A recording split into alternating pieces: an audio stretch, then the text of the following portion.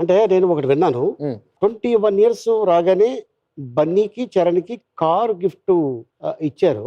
నాకు కూడా 21 వచ్చేసినాయి నాన్న అని నువ్వు వెళ్ళి అరవింద్ గారితో చెప్తే, ఆయన అప్పుడే పిలిచి అక్షంతలు తీసుకురారా అని చెప్పి నెత్తి మీద వేశారంట. ఏంటది అక్షంతలు?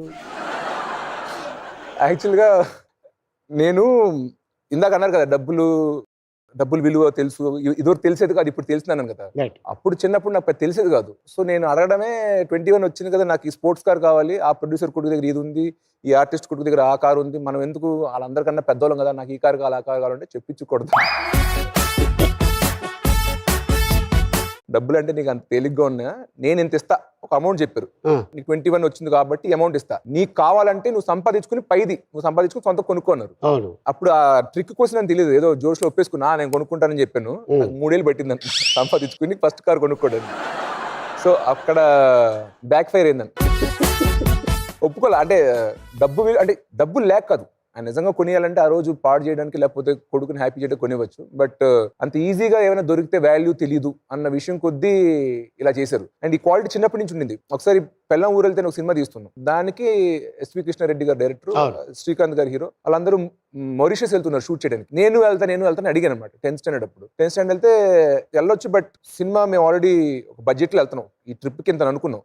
అకౌంట్స్ లో ఒక అసిస్టెంట్ అకౌంటెంట్ వెళ్తున్నాడు, అతను నా పేసి నేను పంపుతా, సో నువ్వు ఒక 10 days అకౌంట్స్ లో ట్రైనింగ్ తీసుకుని ఆ పనులు చేస్తానంటే నువ్వు ఉపయోగపడతావు, లేదంటే ఉత్తి హాలిడేగా పంపడానికి నేను ఇంట్రెస్ట్ లేదు అని చెప్తే, నేను ఒక 10 రోజులు మా ఆఫీస్లోనే బేసిక్ అకౌంటింగ్ అని తెలుసుకుని ఒక యూనిట్ సభ్యుడిగా ఆ సినిమాకి వెళ్ళనమాట. హాలిడే. ఓకే.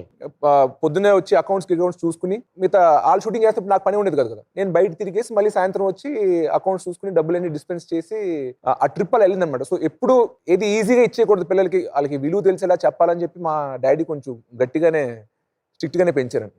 సో అక్కడి నుంచి అంటే ఆయన ఫోర్స్ చేసి లేకపోతే ఇలాంటి డెఫినెట్ గా ఆ ఏజ్ అప్పుడు తిట్టుకునేవాడినేమో, 16, 21 అప్పుడు ఈయనేంట్రా బాబు, నేను డబ్బులు పెట్టుకుని కారు కొనమంటే హాలిడే అంటే ఇలాంటి రూల్ పెడతారు, ఈ ట్విస్ట్లు ఏంటని తిట్టుకునేవాడిని. కానీ ఇప్పుడు వెనక్కి తిరిగి చూసుకుంటే అదే మంచిది అనిపిస్తుంది.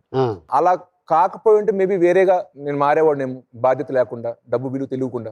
ఓకే. సో అది చేసినందుకు నౌ ఐఎమ్ థ్యాంక్ఫుల్. ఓకే.